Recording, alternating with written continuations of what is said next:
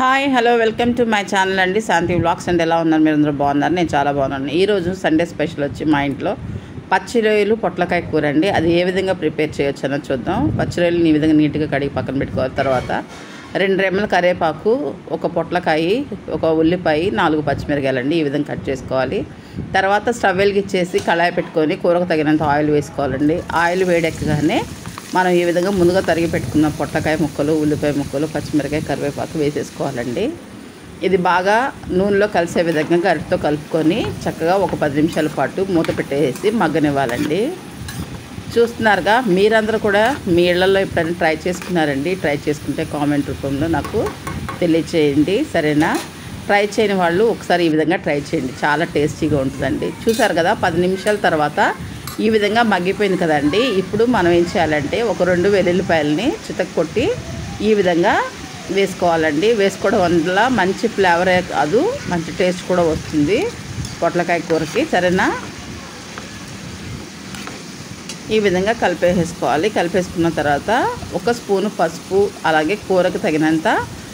salt అన్నది add చేసుకుందామండి చూస్తున్నారు కదా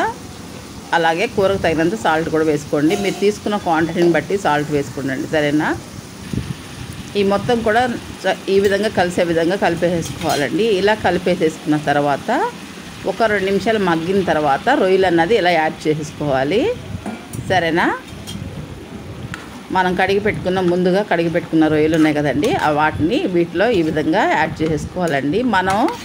వాటర్ అనేది చుక్క కూడా పోయకూడదండి వీటిలో నుంచి వచ్చే వాటర్తో మాత్రమే మనం కూర అంతా వండుకోవాల్సి ఉంటుంది అప్పుడే టేస్ట్గా ఉంటుంది సరేనా ఈ విధంగా రొయ్యల్ని మొత్తం కూడా కలిసే విధంగా కలిపేసుకొని చక్కగా మూత పెట్టేసి మరొక 5 నిమిషాలు మగ్గనివ్వాలండి అలా మగ్గనిచ్చినప్పుడు రొయ్యల్లో ఉన్న వాటర్ కానీ పొట్లకాయలో ఉన్న వాటర్ కానీ మొత్తం కూడా మనకి బయటకు వస్తుందండి చూసారు కదా ఈ విధంగా వచ్చినప్పుడు 1 స్పూను అల్లం వెల్లుల్లి పేస్ట్ అన్నది వేసుకోవాలి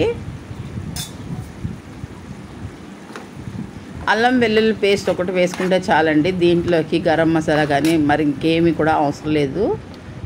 ఈ విధంగా కలిపేసుకొని అల్లం మొత్తం కలిసే విధంగా కలుపుకొని ఒక 5 నిమిషాలు ఇలా మగ్గనివ్వాలండి తర్వాత కూరకు తగినంత కారాన్ని యాడ్ చేసుకుందాము ఇలా కొంచెం వాటర్ ఉన్నప్పుడే మనం కారం వేసేసుకుంటే అది ఈక్వల్గా కూర మొత్తానికి కూడా పడుతుందండి సరేనా అది కేవలం రొయ్యల్లో నుంచి వచ్చిన వాటర్ మాత్రమేనండి మనం ఏం వేరే పొయ్యిలో చూస్తున్నారు కదా ఇలా కారం మొత్తం కలిసే విధంగా కలిపేసుకోవాలండి కలిపేసుకొని ఒక్క 10 నిమిషాలు మగ్గనివ్వాలి మూత పెట్టుకొని చూసారు కదా మూత పెట్టి ఒక 10 నిమిషాలు మగ్గిన తర్వాత మనకు వాటర్ అంతా ఇంకిపోయి మనకి ఆయిల్ అనేది బయటకు వచ్చేసిందండి అంతేనండి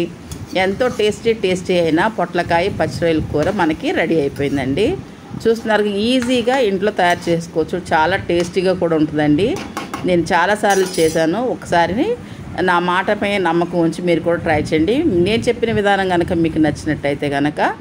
like and share and subscribe my channel అండి thank you watching for my videos